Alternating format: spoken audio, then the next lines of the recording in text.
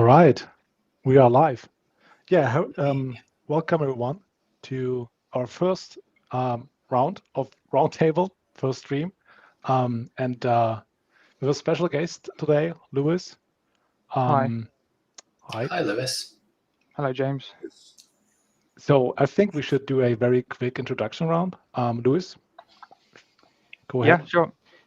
I'm Lewis. I'm an Intune MVP. I've been renewed for a second year, and career-wise, I've worked in internal IT departments and in MSPs for the last sort of 5 to 6 years. And then I recently joined Enforcer because I wanted to carry on doing Microsoft config without selling stuff that wasn't Microsoft stuff. So it was a job that let me continue doing Microsoft stuff, which I'm happy about. Great. Maxime. My name is Maxime. Currently working at Arxis as a modern workplace architect. And in my free time, I dabble around with some PowerShell and created Intune toolkit if you're lazy like me and Yuri. And just want to be able to select some policies in bulk and assign them to a security group. Try it out. James. I'm James Robinson. You may remember me from such things as the Open Intune Baseline and the only positive blog about recall on the internet.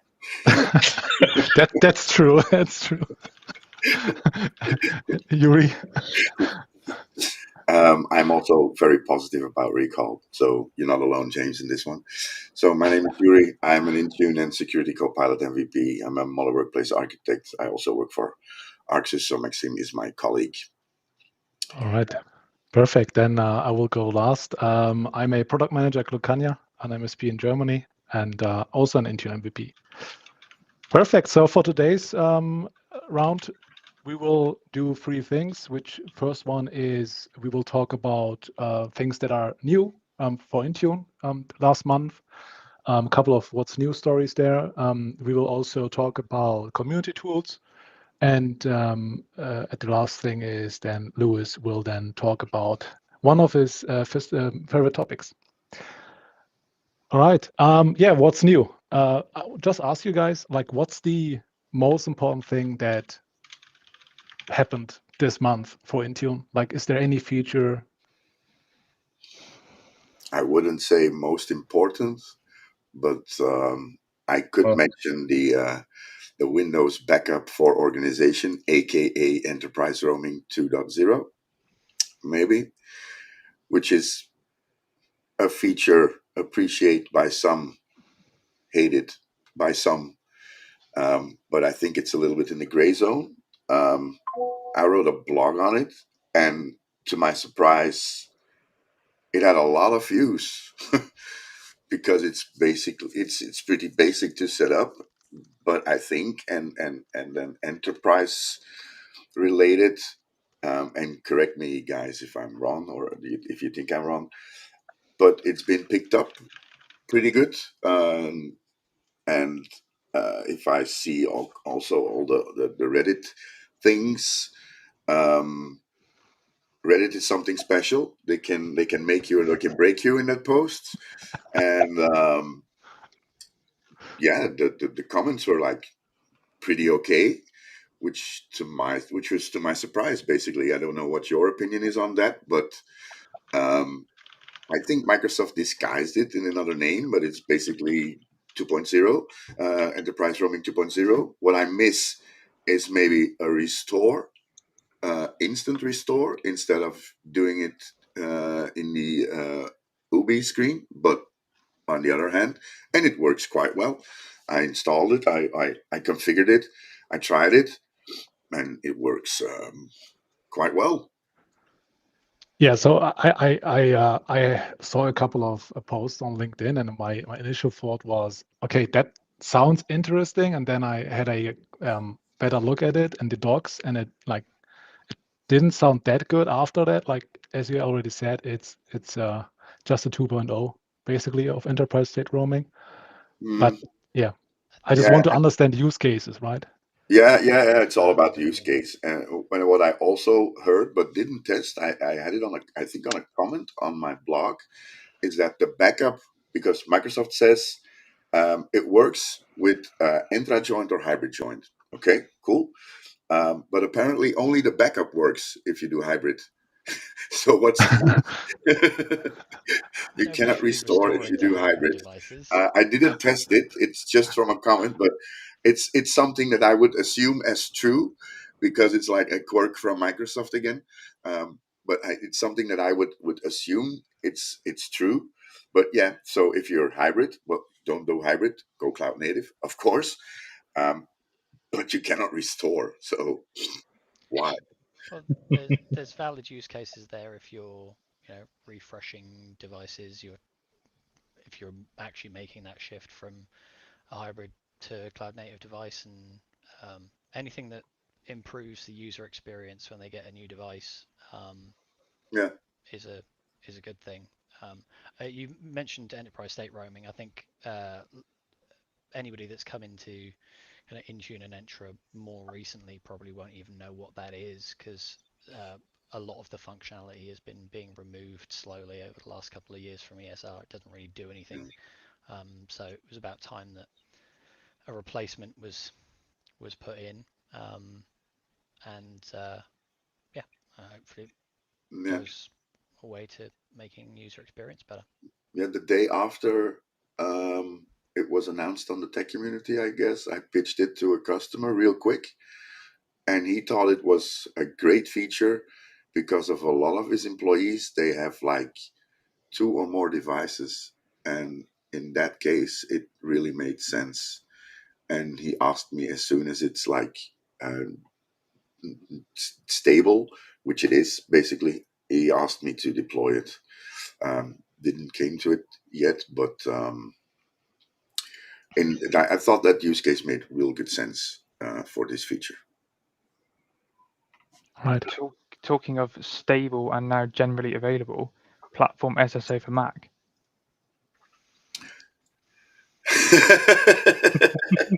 When he does that, then there's something about to come. No, I think a lot of us were using it in preview anyway for customers. Exactly. I didn't like. Someone told me like, "Hey, did you hear about like going like PSSO going GA?" And I was like, "Huh? Wasn't already like Yeah, wasn't it already? Yeah. Yeah, Yeah. I thought so. It was also a GA. that was a Currently not. surprise." In the beginning, I had some issues. It's a big word, but some struggles with it. And I had to really convince some people to not use the password sync, but to use Secure Enclave, just because they wanted to sync the passwords. But I said, don't do it. And I managed to convince them to not do it. And now they are very happy with it. With Secure Enclave, With or Secure Enclave, yeah. yeah, it's Yeah. just a different user experience there. Did any of the people already tested it out on the Mac OS 26? So I did. I had to because I was recording a video. It didn't work. Like the latest beta, the public betas, like Yeah. broke it. Normally, like what they are trying to do is moving the platform single sign-on configuration into the setup assistant, which makes totally sense, right, from the user experience part. They don't have to watch out for the notification on top right and then click through and log in with their like local account, and then they have to log in with their Microsoft account, and then everything will be connected, right? You can save a lot of time there, make it like streamlined. But it did work with the first beta of macOS 26. Now it doesn't work anymore. Like I tried with the latest one again yesterday. I also had a talk with Somesh, who was also like looking into trying it out as well. Yeah. Okay, cool. I mean, considering Lewis has brought up Mac OS, we should go slightly out of order of what we've written down and mention that Laps is now part of the ADE deployments in Mac OS. Mac Laps, obviously something that quite a lot of people want. Is it worth having to wipe and re-enroll your device for? Hmm. Now I'm gonna go like this. Yeah, yeah. So I don't think it's like if you're working with your like it depends on how you work, right? So if you have like the known folder move enabled in OneDrive and you're really sure that you're able to get to work very fast again after setting up the device from zero, basically. Like if you're good and your configurations are in place, go ahead. Like Yeah. normally it shouldn't cause really big problems. I think the initial confusion was that you have to like wipe and reload basically the device and go through setup assistant as well. Not sure if that's a problem with on the Apple side of things, but the payload for the labs and the administrator account creation is inside the ADE, right? So yeah, I mean, I love the idea of doing it, but I see a lot of issues there. Like if you have a password policy configured, it causes password resets on that local admin account that is being created during the setup assistant. But that's manageable. But the other thing that's really bad and like something that we have to configure or think about as well is the rotation of that password. Like I expect the password to rotate like maybe after people are using it and then like directly rotate the password so they can't like reuse it again tomorrow or so, or just like have it more frequently rotated. Currently, I think the default setting is 6 months, Yeah, but correct. you're able to rotate it via Grave API. That's definitely possible. So what I'm hearing is, if you absolutely have to use macOS, it's getting better, but Windows is still where it's at, and Autopilot is still a far smoother experience for the admin and the end user. Yeah. Yeah. Well, obviously, like Yeah. uh, I would say that there are a lot of like good like steps in direction that they are trying to move into future parity with other MDMs as well. So Mhm. like having that in Intune right now natively available is a huge thing. I think it's just a version 1.0. Mm, I'm expecting a version 2.0 very quickly because it's not that very well executed currently. yeah, and there weren't any private previews. Also, they just launched it. Yeah, Maybe that's the reason why they didn't yeah, have but that. yeah, I wouldn't say that, but I think now because I'm just checking, and it's 6 months by default, and you can manually click rotate local admin password from your Mac device, but Yeah, there's no action like in like on Windows. Um, when the after actions that you can do yeah, for Windows, these are not there for Mac. But fun fact: did you guys know? And probably not because you are way too young for that. When Intune started, when you still needed to install an agent on a PC to enroll Intune, and James is nodding, the other kids are not. Um, there were more settings for iOS than for Windows in Intune available. Fun fact, and true. really. Was Yeah, was the dark times of yeah, the Intune. dark Yeah. times. Yeah, I I wasn't don't born remember. yet, probably. Like Yeah, yeah, I you was, were born. You were born, but I think I, it was like I 2000, was born. 2009, 2010. I was still in, maybe first year in high school or something. Yeah, I'm an old man and I will keep my mouth shut for the rest of the hour. No, please don't do it. Cool. What else? Um, The Windows multi. updates in Oh, yeah. ESP, Oh, yeah, that's a big one. but I've been playing with it, but it's not like in device preparation. I identified the setting there. No, it's on the ESP. Not. Yeah, why not? Do it? It's Yeah, currently not supported in device prep. no, no. Or am I just My asking my question on questions? this is, would you jump to turn that on immediately, or are you happy because this is going to make the out-of-box experience slower? I'm very against that. I want people to get to the desktop as quickly as possible, Same. and then the Yeah. update can happen. Same. from what people in the community are saying, it seems to maybe be on by default already, but the control to actually turn it off is not rolled out yet. When I go to look in my ESP, it's turned off by default. Yeah, it's turned off in the API as well. Yeah. So what happens in the circumstance where you've got managed update rings, but in out of box experience, it goes ahead of what your management rings say they should be on? Yeah. But Interesting. of the Interesting. argument, I don't know what happens. I get it until a certain point. Why? But I don't. I'm all with you, James, Lewis. I don't want to wait an extra 20 to 30 minutes to my deployment, to my enrollment is finished. So yeah.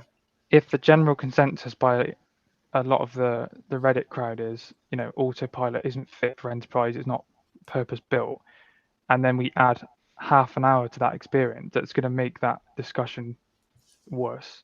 If you don't use ESP, it's enabled by default. Yeah, correct. I read that somewhere. I think the day before yesterday. Yeah. That's interesting. I didn't know that. I read that in the Microsoft docs. Good catch. Yeah. Okay. I might need to fix one of my demos in that case then. That comment that you're highlighting there by Rob is really valid. It is possible to get an autopilot without a reboot. There are lots of nuances and complications around that, but if all you're going to do is then add a bunch of extra time and worsen the user experience versus getting a device to the desktop and knowing that if it is behind from a update perspective, that your update policies via WFB or AutoPatch are going to make sure that the update is applied in a short space of time and almost also force the user to reboot, which you need to make things like BitLocker compliance work. Yeah. I think some of the marketing message I saw on it was that if you have all the disruption at the start of a new device, that makes the end user happier. But I would still rather get them to the desktop, and then because updates happen whether you've got a new device or not. Yeah, and is it not better to have like a good first impression of your device and then have some downtime than like already having a bad impression from the get-go? Yeah, and like most companies have the KPI time to desktop for the user experience, so they want it as like fast as possible, which makes sense. And also like I don't see you don't have to update in during ASB or OBE.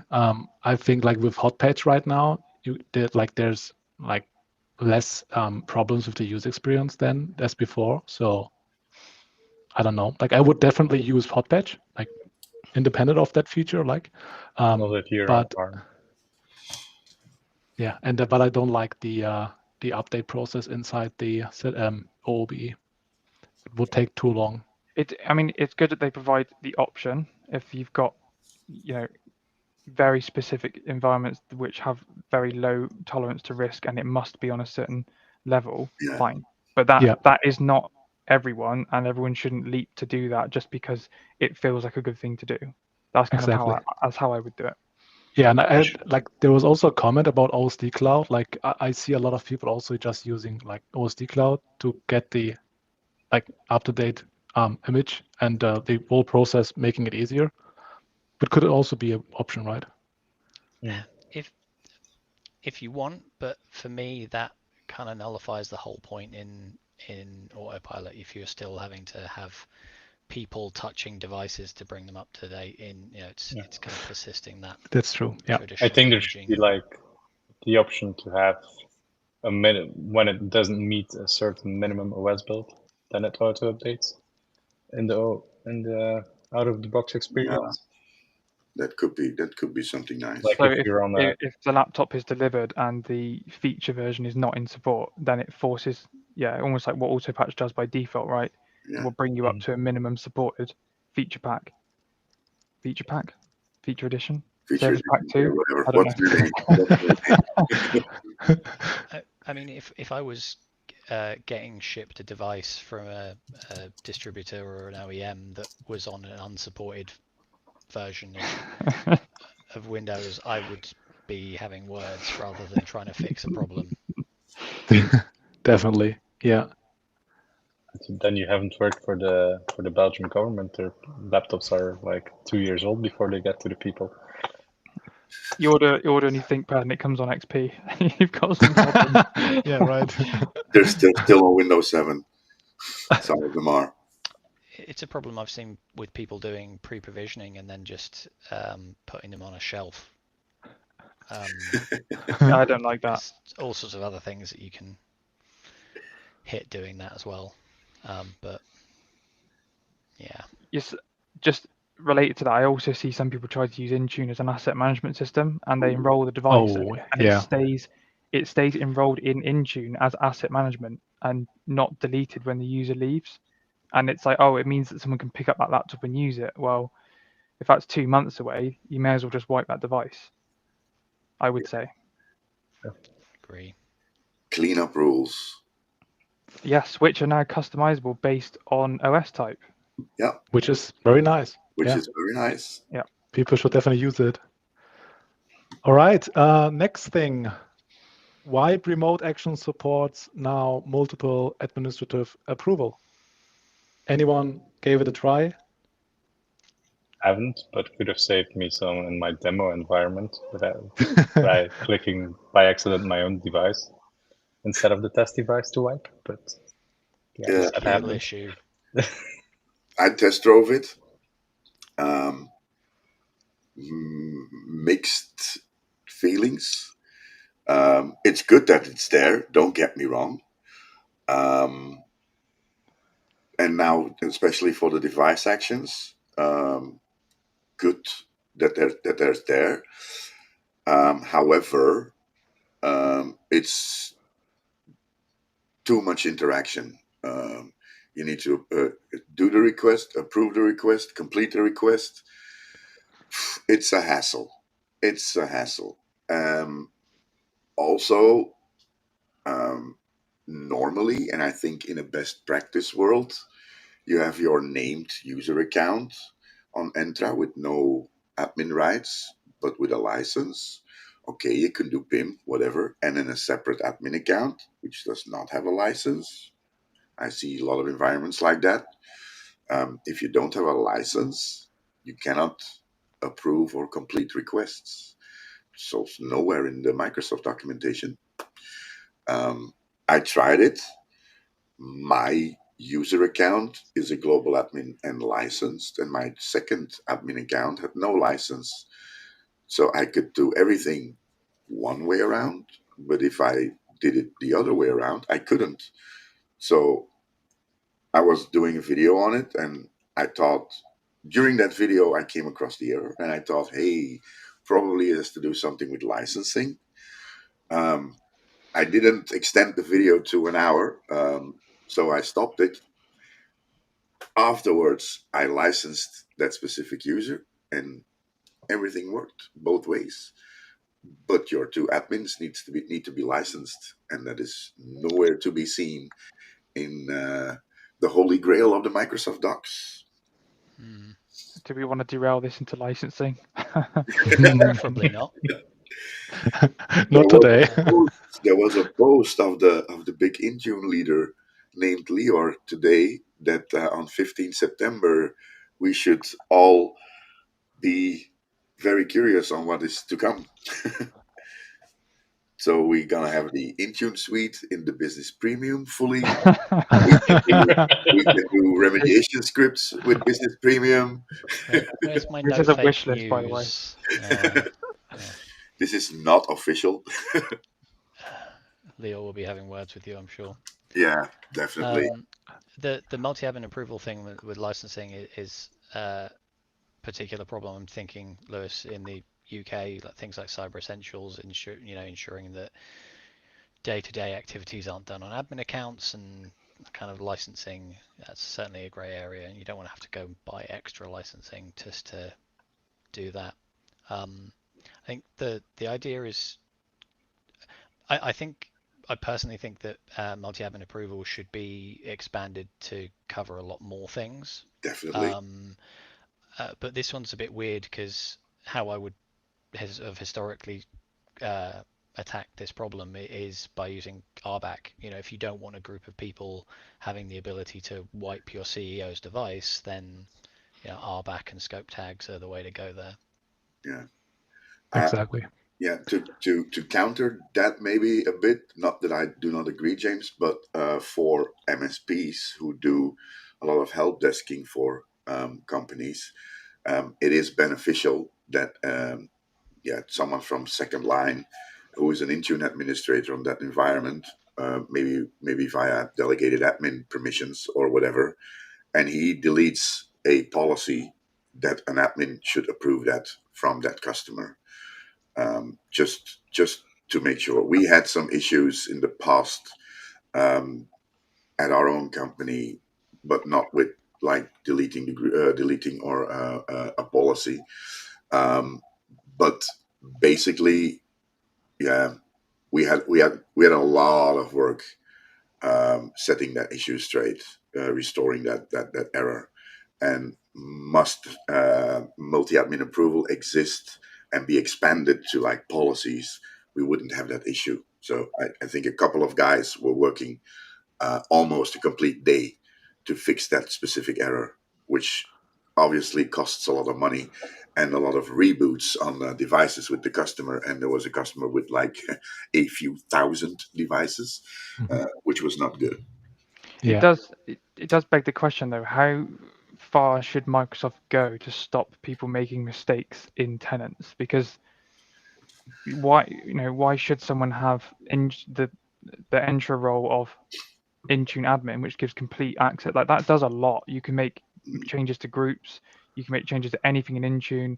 You can get local admin on any device because you've got that control. You can install apps. You can force WDAC on all devices and brick the whole tenant. That's the level at which you've given the admin. Like, don't be surprised if they then make a mistake with that role, because it's powerful. Definitely. And we're only human, so we will keep making mistakes till the end of time.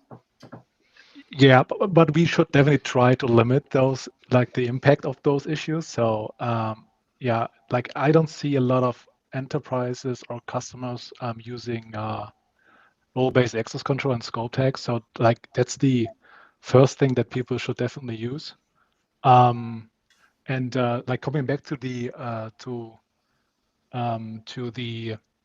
multi-admin approval for wiping, it broke a lot of automation. Like I love like using Graph API to automate offboarding, but you can't do that anymore with remote with that enabled, right? So like Yuri also just mentioned, is that you have to approve, like I think like to wipe a device, you have to approve 2 times by 2 people, which makes sense. That's the multi-admin approval part.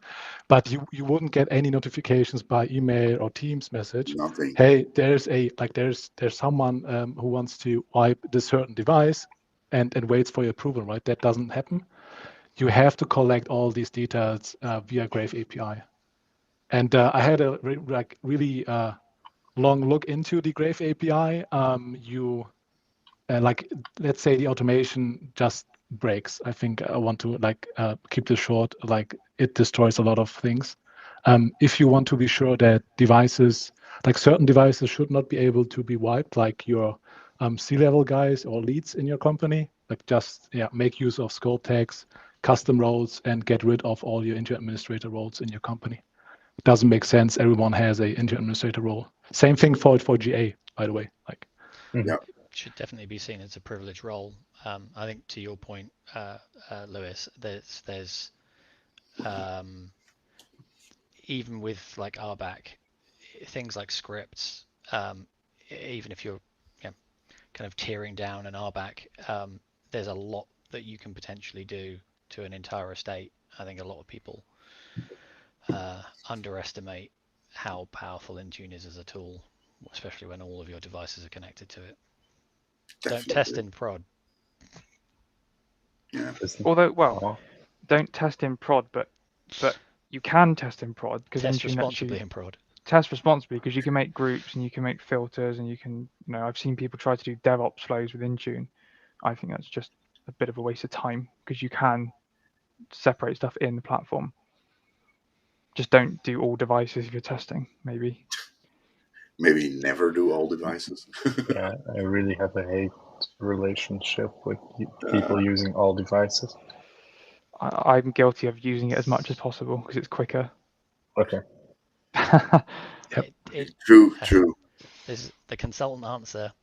It depends. It depends. It's going to be good for some Yeah. things, but just be conscious. Yeah, and about the notifications on multi-admin approval, they are non-existent. So not even the very super nice toast notifications that we get from EPM. Not even that. Oh God, yeah. Sorry about that, guys. we just really need a native notification feature in Intune. That's it. Yeah. Like for the admins, not for the end users. That's it. For sure. All right. Let's see. Topic-wise, we have two things left on the list. App control for business managed installer is now. No, it's a granular rollout. James. Yes. So without going down into a tangent about WDAC / app control for business, one of the biggest issues was that if you were turning on managed installer, it would go out to all of your devices. There was no control over it, and now you can have control over it. So you can actually do a granular or a stage rollout if you wanted to endure the pain that is working with app control for business. Good luck. Yeah, so I saw this feature and I've tried WDAC a couple of times over the years, and I thought, oh, okay, there's been some changes. Let's try WDAC again using Windows native tooling, Microsoft native tooling. So I followed some guides online. I made my group. The tooltip in App Control for Business takes you to a page, and you need to visit 5 successive pages to work out what step 1 is.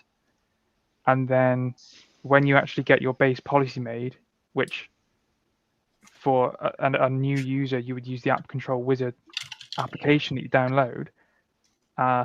You make your XML, you upload it, you've got a base policy. Then you're expected to go into Event Viewer and look at what gets blocked and make a supplemental policy that gets added to that. WDAC is so complicated. I can really see why there's so little adoption of it.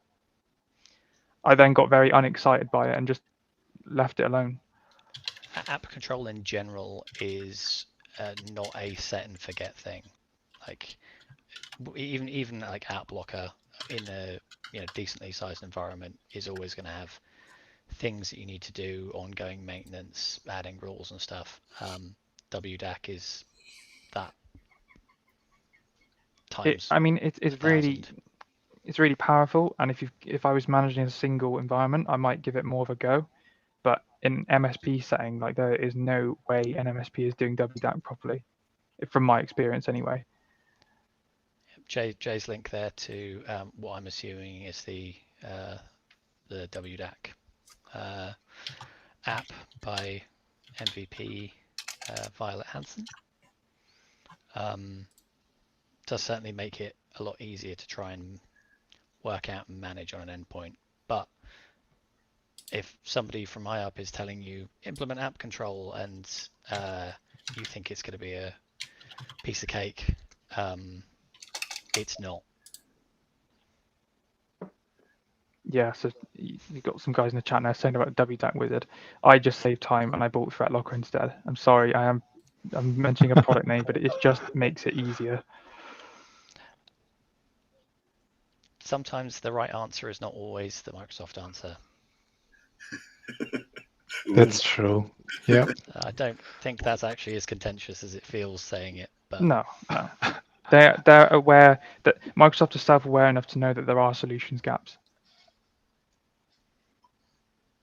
All right, then one more thing, which is 25.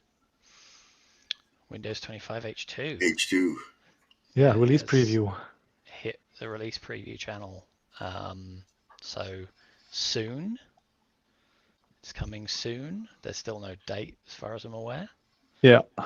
But thinking back to the blog that was released, all of the code is going to be in the OS. So it's just feature enablement, code's just there, and 25H2 update just turns it all on. So unlike the more painful upgrade from 23H2 to 24H2, which was like a whole feature upgrade, this should be relatively quick, minimal downtime, which is always good for your users. Yeah, that's true. I installed it on my non-work PC. I have no issues whatsoever. Nothing. Don't jinx Yet. it. Yeah. Yeah. Now it's over. Yeah, we Have lost. you tried using I think so. tried No, I using didn't. I knocked on wood. the Files companion app? Didn't try it. Yeah, maybe don't try that. What's that? The Files, do you know the companion apps? I think that are coming in 25H2. The That's people not calendar. not with Oh. 25H2. That's with No. the M365 apps. Oh, Yeah. okay. Unrelated Right. to 25H2. That is Luckily. attached to the Okay. M365 apps. I think there's another month before that hits everybody.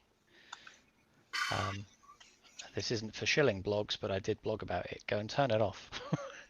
You don't want to be surprised. I mean, if you have a link, just share it in the chat if you want to. Yeah. People So just can for read it context, later. while James is finding that, what this will introduce are 3 companion apps for Windows 11: a Files, a Calendar, and a People app, which essentially are small shells to things that already exist in other bits of the M365 Office stack. And it will pop up and it will be on by default when it eventually rolls out. Really? Yeah. That's fun. Yeah. Yeah. Hmm. Yeah. Okay. We are all reading James's blog at the moment. Do you know what's Anyway. still not on by default? Recall. There we go. Make a good thing. I'm Yes. just going through the questions in the chat, in the LinkedIn chat. So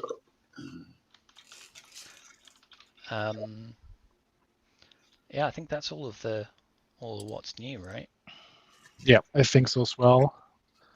Do we want to answer questions from the chat? yeah, sure. Chat's been buzzing. It's hard. I have one from Michael Lichtenberger, and it's about hybrid. His question is, why is my device in Entra Hybrid Join but not showing in the Intune portal? Or sometimes it takes a lot of time. There are issues in certain areas since, I think, August 21st-ish.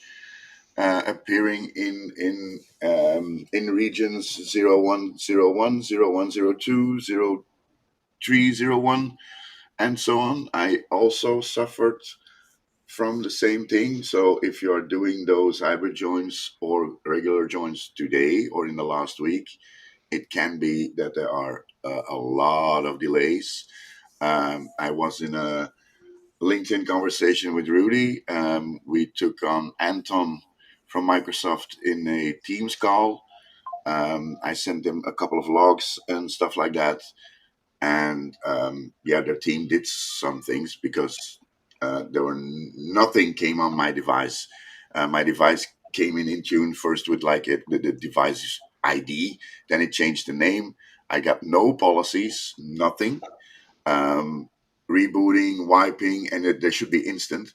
And also Anton confirmed that there was something wrong. But if you are enrolling devices and applications do not come in, applications won't appear in the company portal, devices will not show in Entra but not in the Intune portal, and policies are slow, I suggest log a Microsoft ticket.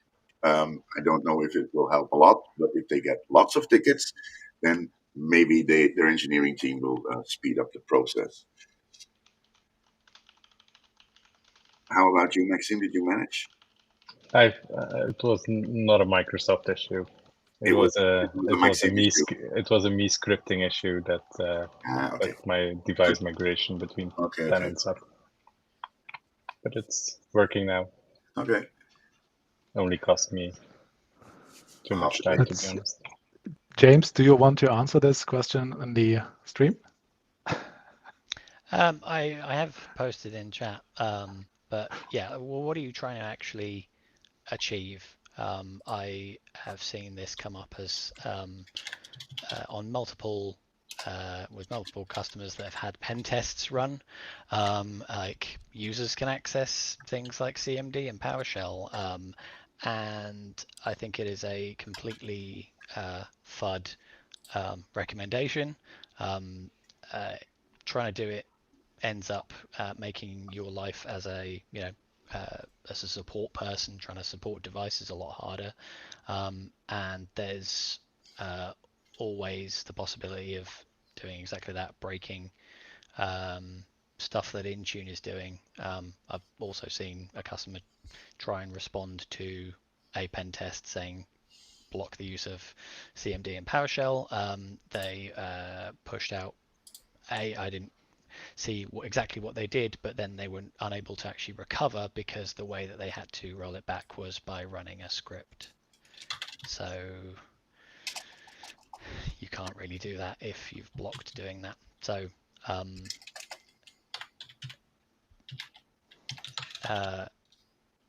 malware should be picked up by your EDR product. Depends what the malware is. If it's like a click fix thing, and like is run allowed? It's not one size fits all. Sometimes it's a script that the users are instructed to run, and there are sometimes escalations from standard to admin user. But I think you have to design for what you're trying to protect rather than blanket block something that will break productivity and your intentions when managing that device.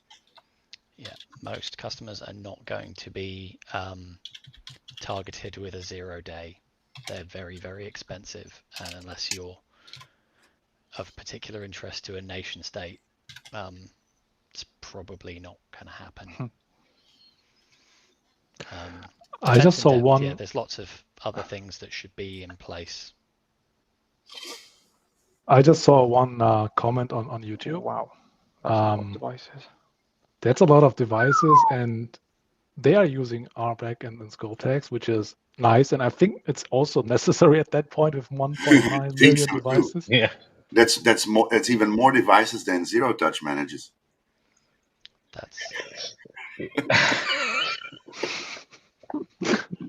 That's a lot of devices.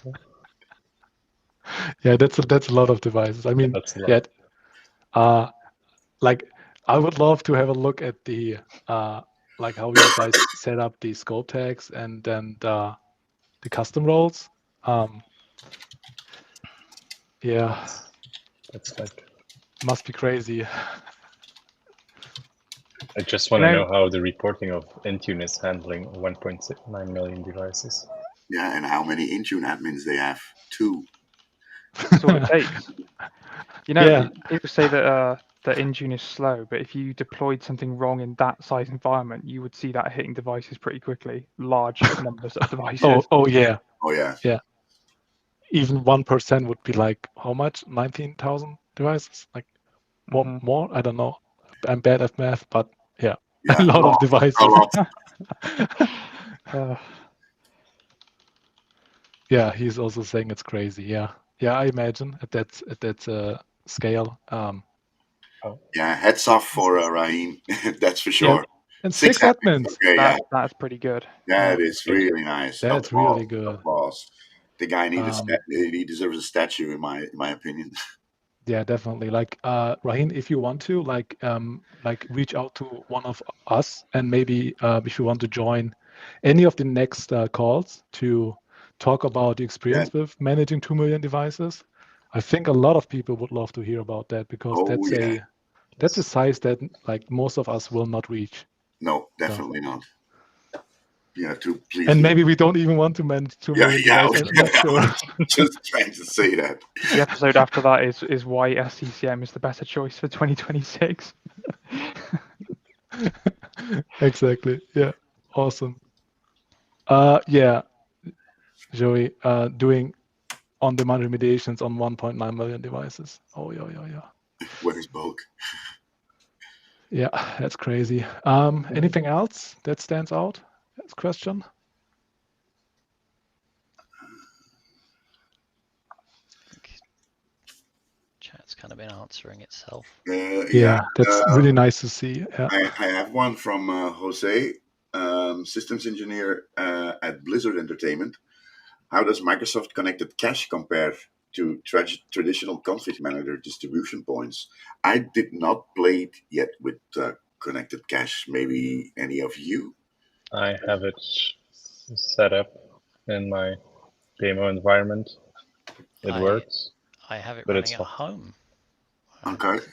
I blogged pretty early about it. I think there's whether you're coming from Config Manager or you're just running Intune in Cloud Native, I think there's massive value in if your infrastructure and devices are in a way that there's lots of network throughput, and even things like Windows inbox apps updating takes more bandwidth than you think if across as soon as you start scaling up devices. So if you can serve that from internally, why not? It's pretty easy to set up, and it's not that dissimilar to I help run LAN parties and have done for some time, so it's the type of thing that you do at a LAN. So it just kind of makes sense to try and serve as much as you can. There is I don't think there's a date on it yet, but there is an upcoming change that might make it slightly more complicated. This is documented, but Win32 apps will start requiring HTTPS. So you will need to work out certificates to be able to manage that. So, but yeah, that's all in the documentation. But it's quite easy to set up. I've set it up myself, so yeah. Not that There's far. there's another question in the chat from Ben Whitmore. Other than WDAC, what's the biggest pain point you see with customers trying to overcome that you can help them by using Intune features?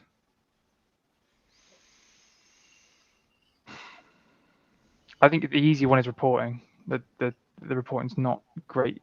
You have to do a lot to it to get what you'd expect out of the platform. Like you can do the Windows Update for Business reports, and you can do all sorts of custom things with log analytics.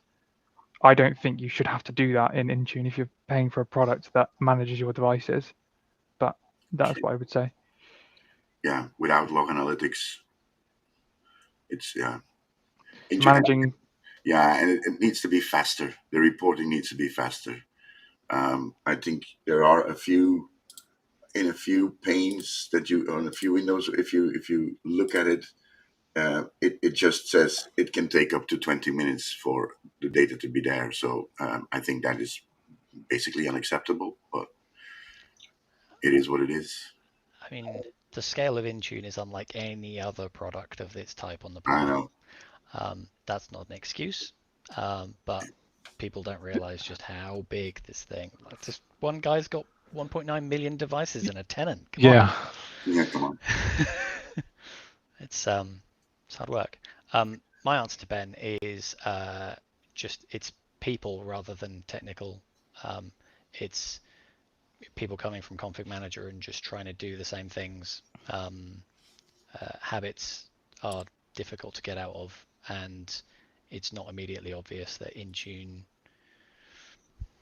needs to be handled in a different way.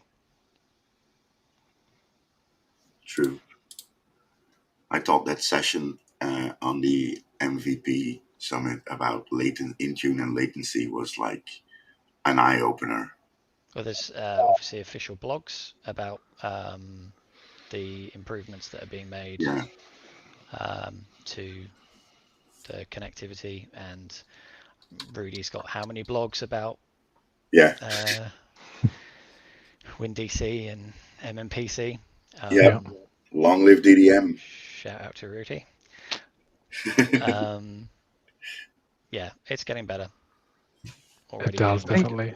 As well, on that point about people being the biggest pain point, it's getting started with Intune, which is the hardest part, I would say. Is you log into Intune for the first time and it's a completely blank portal and there's no direction on the way that you should start using the product. True. Mm-hmm.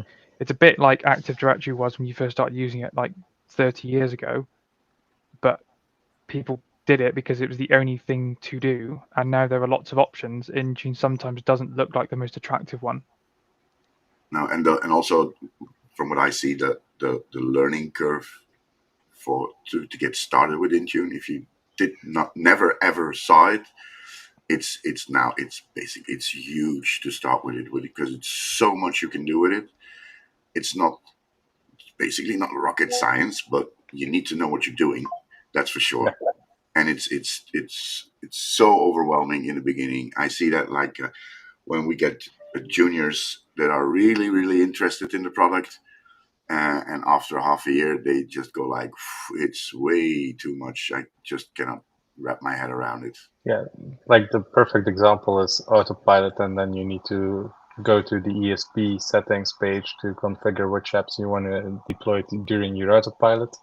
And then there are multiple groups and scopes and priorities you can assign. And if you're not used to it, a lot of juniors are getting stuck on that part. Yeah. But we love the product. Yeah, it's a good product. I think whilst I can appreciate there is a learning curve to Intune, the initial ramp to get there is far easier, right? If I look at Active Directory, if I was a new student and I was tasked to make a lab to start learning Active Directory or Intune, the Intune is I buy a license and assign it, and then go to intune.microsoft.com. To start playing with group policy, I have to spin up a VM, do DNS, do the role installation, make sure the networking works so that I can get a machine that can see the DNS names, and that can take like an hour to get going, right? Maybe more if you've never done it before. So, I think Intune is actually easier to get started with right now. It's just that because the industry isn't used to it, that's where the complaints come from. Ryan had actually a couple of questions above. Let me show them first. I think this one's pretty interesting, but there's no definitive answer to that, I guess. What does robust mean? Yeah. I think also, Microsoft and Jamf, they do one thing. They do one thing. Intune does many. There's also the scale question, and also what Apple make available to do.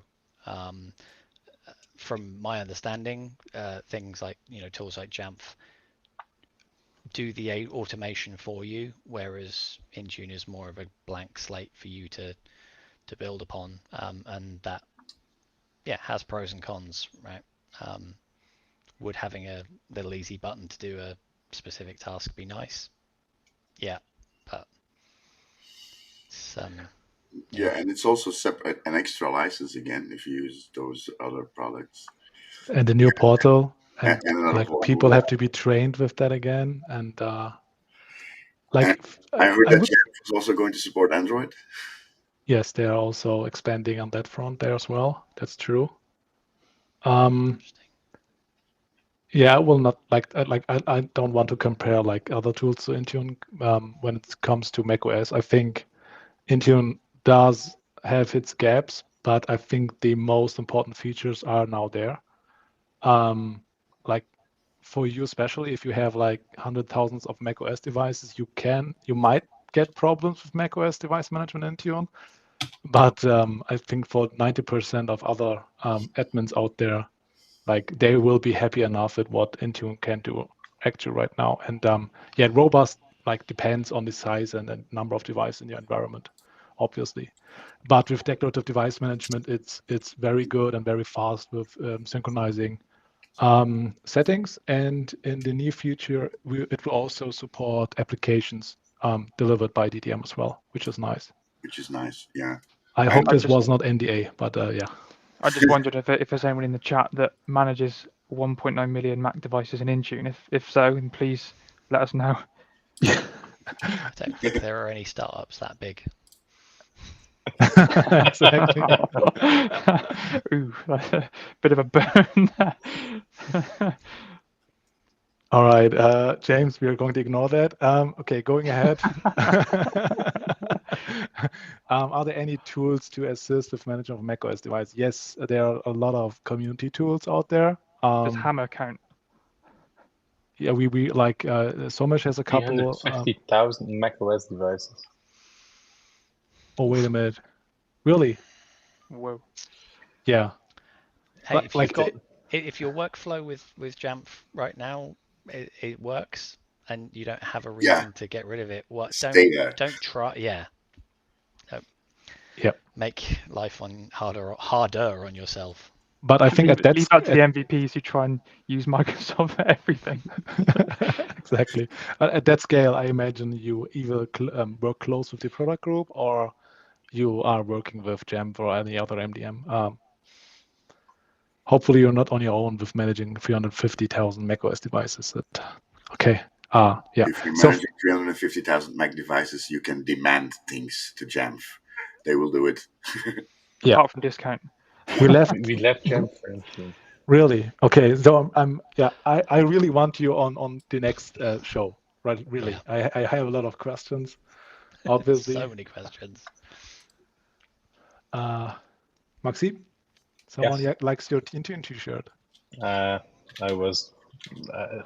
If you see me in an event, just come to me. I'll make sure that I have some with me. Nice. All right. I know we are like in 1 hour in. We only planned for 1 hour. I think the rest of the show we can proceed a bit faster now. I like the discussions, but we have to be a bit faster now. Yeah. So we want to also highlight a couple of community tools. At this point, to save some time, I will drop them into the LinkedIn chat and try to also copy paste them into the YouTube chat as well. So there's one by Sandy, which is called Intune Div. Very good way to compare your own settings with the security baseline, for example. And then obviously there's a tool by the Open Intune baseline guy, which is also in this call. What's that? Never heard of that guy. I did a thing. Yeah, you did it again. Baseline guy. Yeah, if you want, you can talk about this as well, about the Open Intune baseline deployer. Nah. People have a problem with trying to keep it up to date mostly. So I just want to try and make it slightly easier to deploy and check against the latest version. And that's it's kind of it really.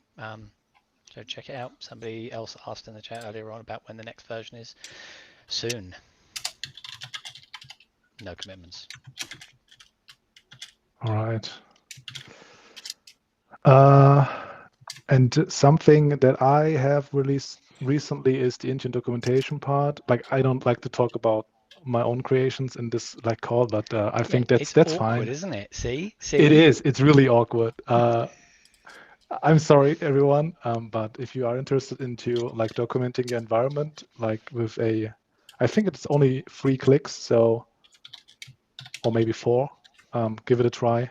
It's really easy, and it will output your very clean PDF file with your logo and branding on top of it. I'm posting the URLs of the tools in the chat. Yeah, me as well. Okay. Cool. I already did it. That's why I'm like looking left and right. So okay. Yeah, it's a bit hard, but we can improve that next time. All right, Luis. Sorry. No, that's fine. It's been a good discussion. All right, perfect. Yeah, I mean, let's. I would like to give the stage to you then, and if you want to, you can share your slides.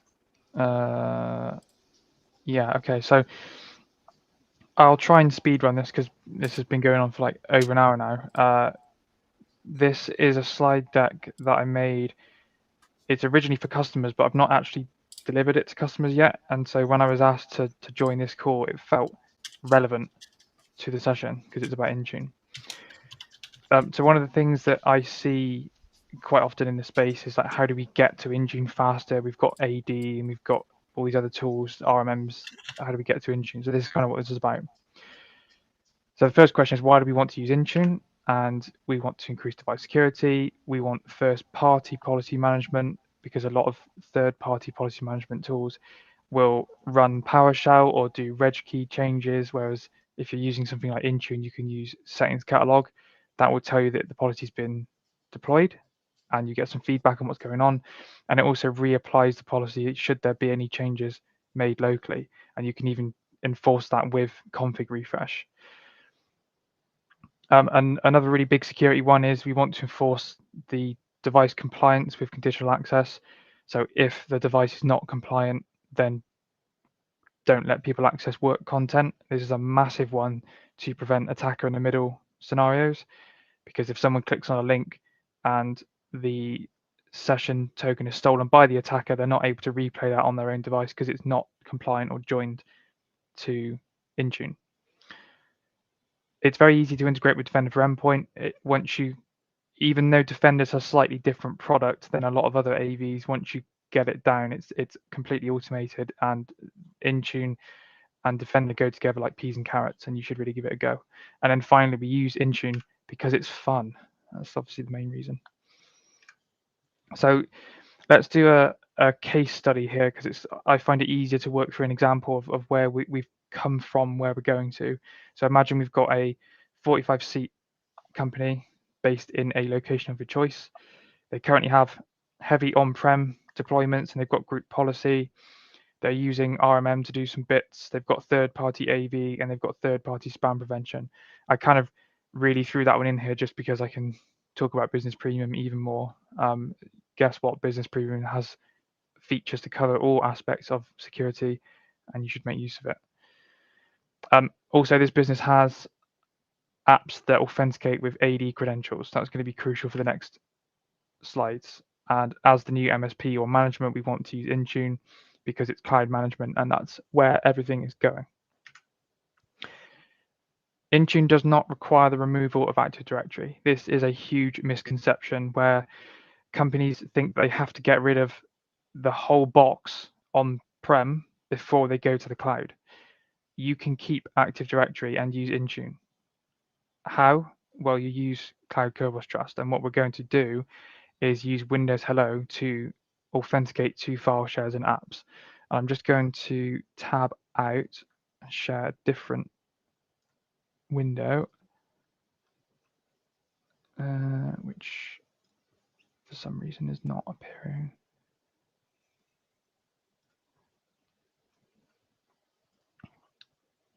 So what we have here, this is a blog from emsroot.com. I think this guy's another MVP. We're going to go through just quickly what this sets out to achieve. So in summary, what we do is we use the on-premise identity to authenticate to on-prem shares. So we're not actually, so identity stays at home on-prem, but the laptop is cloud managed by Intune, and this is what this is going to enable.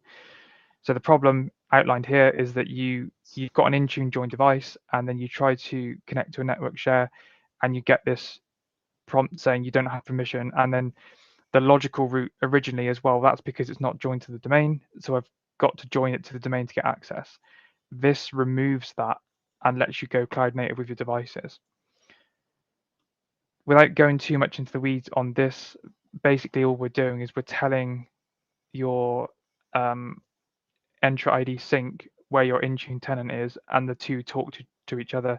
Some magic happens, and then with Windows Hello, you can log in and get that access again, and it's completely seamless.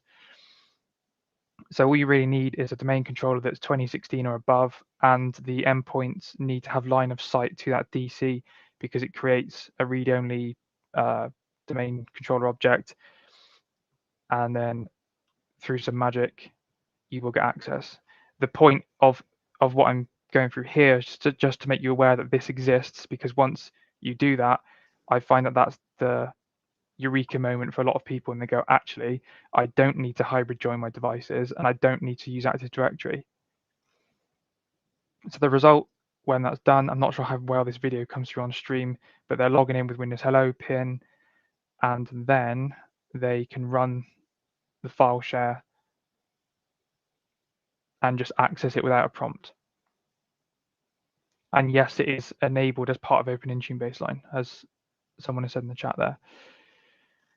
So hopefully that's useful just to know that that's out there. If you're still holding yourself back and you want to go cloud native with Intune, go look at that. I can maybe put the link in the chat, or someone can, because I don't think I'm a moderator, but I'll put that in there. Yep. It can get distributed. If I pop back to the other screen. Oh no, hang on. It's not recognizing where the slides are. There we go. The next blocker I see is Windows Autopilot. So in theory, what Autopilot is meant to be is you buy the device, you ship it to the user, and they're meant to log in. But sometimes in the MSP world, or sometimes for whatever reason, you might already have a fleet of devices that you manage, and the bit in this diagram which gives you the hold up is the hardware vendor bit, because you can't always guarantee where that device comes from. What typically happens beyond that point is it might get joined to a domain, or it might go into your existing deployment. But either way, you've agreed that you're going to the cloud, and you need a way to get those devices Autopilot registered. What we can do in this case is we can use group policy or an RMM script to do that. And this was another thing for me that when I worked at an MSP was a kind of like eureka moment of how we could get devices managed. So the scenario is that we took a client on, and the only access we had to the devices was RMM. It was therefore originally seen as a very time-consuming task to have to go around to all those devices and do the Autopilot registration bit. So our goal here is to use a script which gets those devices Autopilot registered. This has no impact to the end user, and they can carry on as normal. But once the device is Autopilot registered, we can go back to Intune and configure it in the background. And then when we are ready, we can wipe those devices remotely, and we've enabled Intune completely remotely. We've not gone on the site, we've not touched laptops, we've all done it from the comfort of our own homes. So this is a blog from Johannes, MVP. He runs WinAdmins. And what this guides you through is creating an app registration in the customer tenant with permission to create device entries in Autopilot. So this one here, the device management service config read write all. And then when you follow the guide and you put the secret in, you end up with a script that you can push to those devices. This, again, like I said, it was a game changer for us. You just push it out, they're all Autopilot registered, and then you can carry on doing the remote deployment. Let me just go back to the deck. So the result is that the machine then is there, and you can progress with your Intune journey. Another thing I see a lot is that people get really confused about what Autopilot actually is and what's happening behind the scenes. It's really only the first 30 seconds, or maybe even less, of deployment. I've made this kind of crude diagram to explain at least what I think is happening in the background. And guys, correct me, keep me honest here if I'm wrong. When you turn on a laptop, the first thing it asks the internet is, am I registered? And if it is, it goes to get the profile instructions and it carries on to Intune. And if it's not, it goes down the Autopilot device prep or personal consumer out-of-box experience route. So if you select no, if the laptop says no, I'm not registered, the user gets the option to select personal use or business use. If they select business use, you get autopilot device prep or autopilot v2. And if it is joined, then it will take the instructions and it will carry on. I've changed my opinion on device prep over the last few weeks, and I think you should actually configure both. V1 for if you're prepared for it, and V2 if you're not. So V2 is your catch-all. If a laptop has appeared from somewhere and you need to get it in Intune somehow in a managed state, then V2 actually just becomes your safety net. I don't know if the guys in here agree with that or can kind of see my logic behind that. I do. Yep. Yeah, definitely. So the steps that you might take from the autopilot profile is this is just a basic one, but crucially, we are setting the user as a standard account type. We do not want people local admin by default. Naming conventions, not a big fan of them. I think serial number is fine. It's descriptive. You know, I've known some businesses that just let their users name their devices, and it's not a big deal. This is the slide James will recognize from MMS, but the general 5 steps that you take to get to Intune is that you first of all set the direction. We've agreed that we're going to Intune. We are now going to ignore group policy because it's probably a load of old rubbish anyway that nobody has questioned or nobody knows what any of it does. That is not going to help you get to Intune by just pulling that across and using there are even tools in Intune that let you do this. I would say don't use them. You have a once in a company chance to start fresh. You should start fresh. The way that I typically do this, and when I've done this during consulting at MSPs, you take a laptop of a standard user and you look at what is on that laptop and you build the Intune experience around what is absolutely crucial to be on that laptop. And that list might be shorter than you think. The start point for that is going to be a baseline. I've accidentally left branding. I was meant to cut branding out of here, but you can use anything to deploy the baseline. You can make it manually. You can use an open Intune baseline tool that James has made. But the idea is that step 3 is you implement your security. That is your starting point. From there, you do some testing and make sure that the security is working and that the end user has what they need.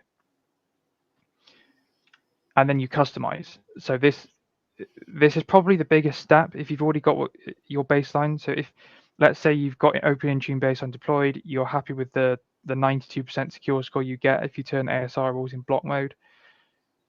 The next steps are to deploy your apps and make the customizations for the customer. And again, the less you do with Intune, the better. So, I would say don't customize the start menu, don't customize the taskbar unless you absolutely have to. There are some frontline worker roles where it makes sense to do that. If they're healthcare and they need one app and one button pinned, it makes sense to do that. But for standard users on their device, I would say the admin needs to step back and leave the Windows experience as vanilla as possible, because if you start tampering too much, you might be taking away features that the user might find that makes them more productive. So just hands off, do it vanilla, make it easy. Deploy only what is required. Okay, so that we know that autopilot device prep limits the apps to 10. There's kind of a reason for that. You need to take the hint that anything more than that is too much, and you should use Company Portal for anything else. Company Portal, if you're not aware, is the self-service app store for users. This is a very old screenshot. It looks quite nice now. Ideally, what you should do, in my view, is you deploy, Office and any security tools, and everything else should come from Company Portal, and the user should get it themselves. I understand how, in some environments, that's just kind of a no-go. Experiment with what works, but in general, again, the less you do, the quicker Intune is, and you can use. There are lots of third-party tools. There's Enterprise App Management from Intune Suite that will manage Company Portal for you. Your mileage may vary. the end goal is that the deployment for a new device doesn't have to be slow. I hinted at the start that I may need to update this bit of my demo because apparently now Windows updates will just start installing, because what I've done in this example is turn off user and device ESP. My goal is to get to the desktop as quickly as possible. I don't think as admins we should create loading screens because I don't like watching loading screens. So I want to get to the desktop. So in this demo, we've got Hyper-V Box that is on Windows 11, and I've turned it on for the first time, and I've recorded the entire screen share to the point where I've got Office installed. I need to get me one of your machines. It goes a lot quicker on your machine. So Windows 365. This was running locally. It's just, but Windows 365 is very fast. So here we go. The user signed in. They've already got MFA. Can you run Hyper-V in the Windows 365 machine? I don't know. I don't know. I don't think so. Oh yeah, just another point on this while we're at this stage. I see a lot of admins still doing conditional access bypass for the Intune app. In my experience, you don't need to do that. And you definitely shouldn't turn off the toggle in Entra devices that says require MFA to enroll devices. You definitely want MFA to do this. And I am an end user doing this. I am not the IT department. The IT department should not be doing autopilot for the end user.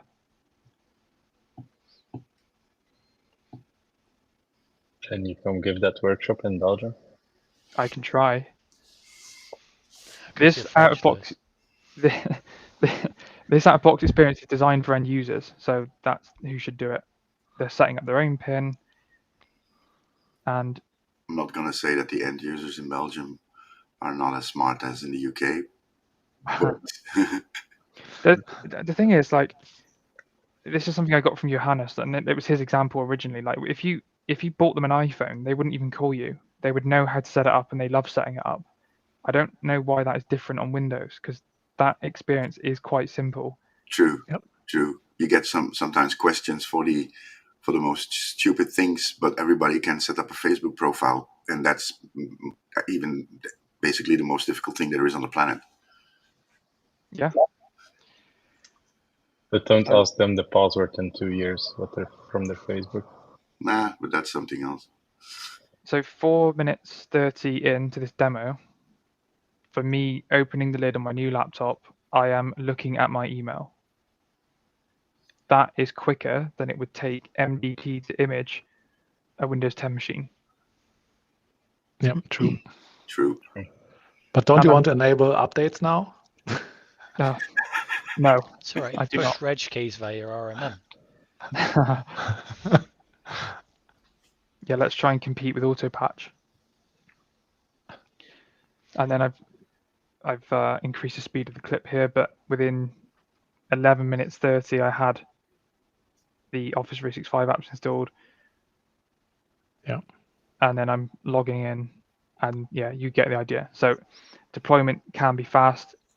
Intune is what you make of it. If you make it slow and bloated, guess what? The end user experience is going to be slow and bloated. So just to quickly recap, you want to configure Intune, deploy your baseline and test, prepare the enterprise, prepare autopilot, so get those devices enrolled, and then you want to do the setting of expectations. And I'm glossing over this because this is the biggest bit of the task.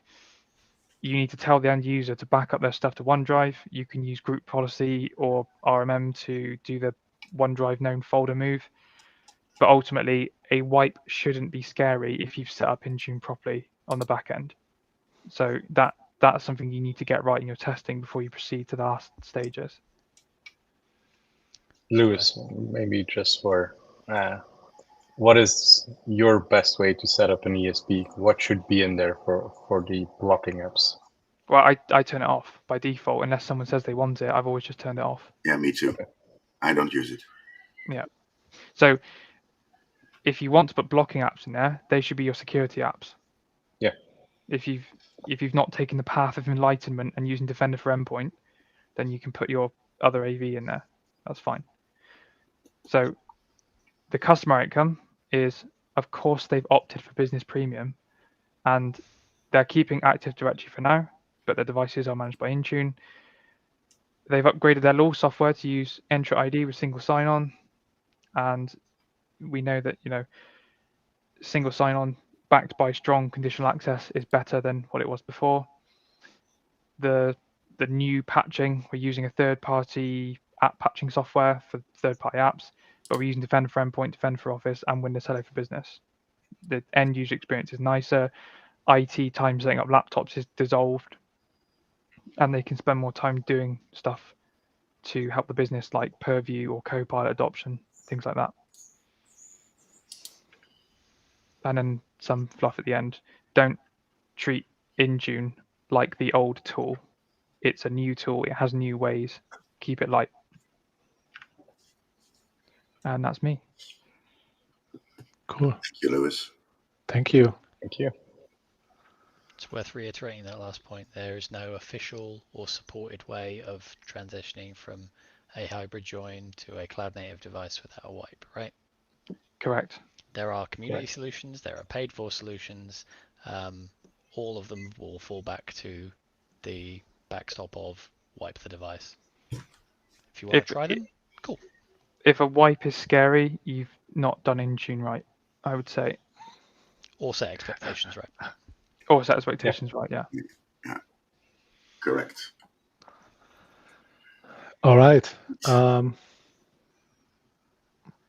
I don't think there are any questions in the chat, so I think so. yeah, just people saying thank you, Lewis. Very welcome. Great session. Thank you. Thank you for joining us on our very first roundtable. Yeah. I think according to the feedback in the chat we had, there's definitely a next one coming. Yeah, exactly. I expected as well. It wasn't just us five talking to each other for an hour. Right. No. Like at one point there were only on LinkedIn there were like 100 people, and now it's still 55 on my screen, which is great. We are talking more like 90 minutes, so yeah, we must have done something right. So that's fine. Yeah, there will definitely be next one, I think. Keep an eye out on our group. We'll have it there. Let me actually share the link to the group as well, so people don't miss it. Where is it? Groups.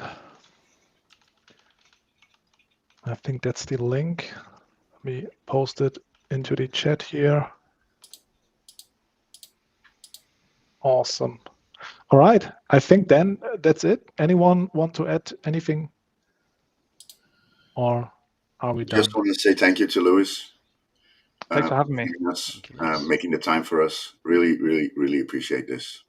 Yeah, and I think thanks, Andrew. A lot of people should watch your session, what you just gave, because a lot of admins want to push as much as possible in that autopilot, and then they're complaining it takes an hour. Yeah. And final thank you, I suppose, to everybody who's tuned in and watch us all ramble for an hour and a half. Yeah. Exactly. Still don't understand it why, but thank you. Yeah, why are people listening to our ramblings, right? Yeah, indeed. I don't know. Indeed. All right. And Thanks. see you soon in real life, in person, in a conference near you. Yep. Exactly. I'm at Huntress tomorrow in Bristol, so if anyone's there, I will see you. Summit in Switzerland in September. Same for me. In my house every day. So is that an official invitation right now Absolutely for all of not. us?